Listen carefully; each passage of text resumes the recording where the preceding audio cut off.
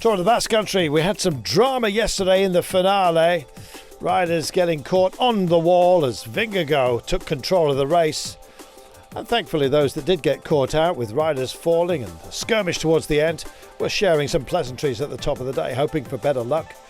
And luck was surely something you would need, and a great deal of power as well if you were going to beat Vingegaard on this sort of course. Well, one that would draw a breakaway for sure, but it was the finale that really worried.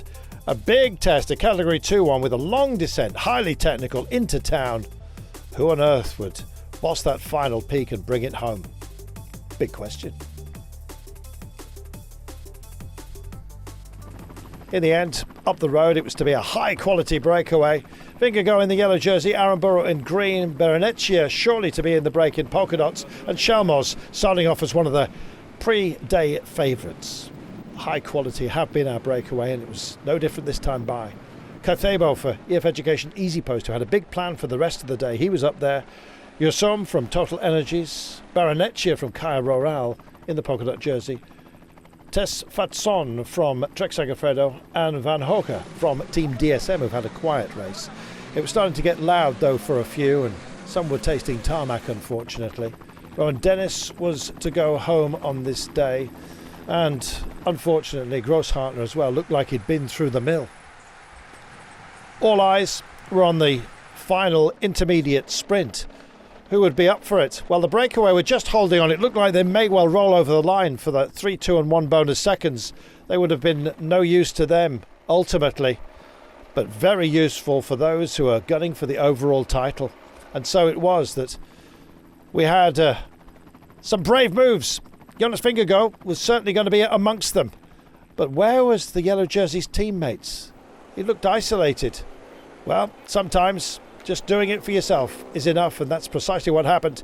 Head to head with Izagirre. Where was Landa, we were asking ourselves at this moment. 3 bonus seconds to extend Vingegaard's lead overall on Landa. Could he get more? Well, EF had posted their ambitions with Cathebo. We'd heard on team radio as well that it was to be Esteban Chavez that would start the move. This, of course, working for Richard Carapaz ultimately.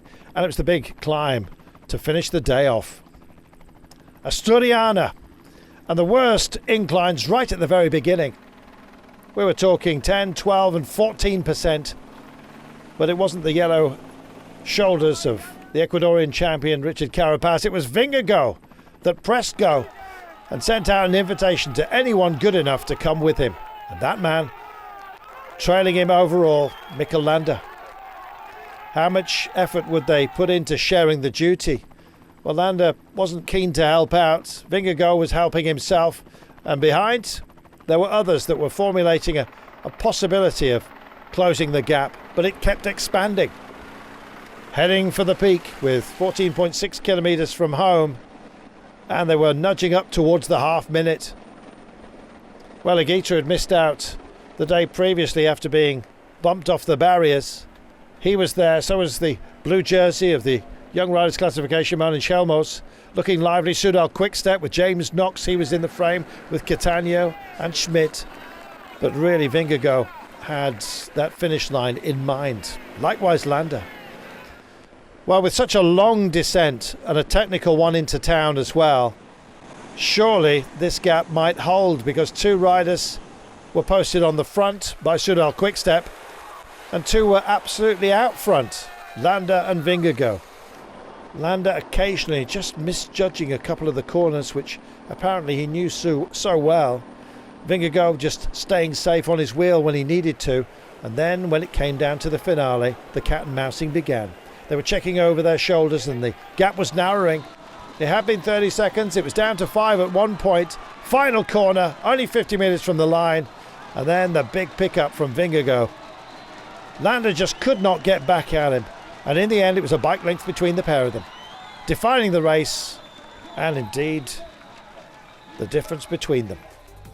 12 seconds now the margin of advantage for Vingegaard after taking 10 bonuses at the line, 6 bonuses at the line for Landa ahead of Mauro Schmidt, Sobrero, Rana McNulty getting up well, Rigoberto Urán the best placed of EF Education Easy Post after all the work that they'd done on this day. Riding the barriers, Vingegaard checked over his left shoulder first. Nope, he's not there. There he is. and just kicked again. A remarkable performance by the man who leads this race. The Great Dane, roaring, and 12 seconds in the lead. He's got 31 on Godot, 33 seconds on both Sobrero and Jonas Aguirre. Enric Mas 36 seconds in arrears, Chalmos at 37, 46 blanketing in the top 10. But who is going to stop Vingegaard? It doesn't look like anybody. However, the stage wins up for grabs. And you never know in the Basque Country. Every day a drama. Looking forward to more tomorrow.